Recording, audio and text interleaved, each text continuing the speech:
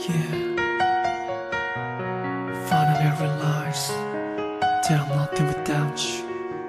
I was wrong, forgive me.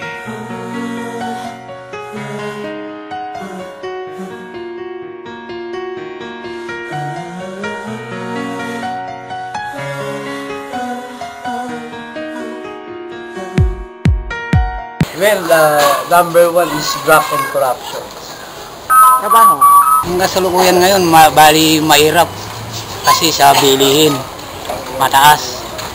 Tapos, kahirapan sa buhay, yung kamukha ng sa lack of education. Tingin ko, ang kasalukuyang problema ng Pilipinas ay ang edukasyon.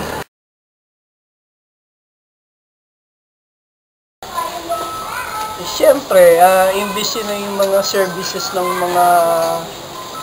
government mapupunta sa tao, napupunta na lang sa bulsa ng ng ibang mga politician yung pera. Dapat sana panggastos ng government. dahil kung walang trabaho ang tao, magugutom. Yung presidente, kailangan palitan kasi wala rin nangyari yung presidente ngayon eh. Kaya pag yung susunod nila presidente, baka doon tayo biginawa.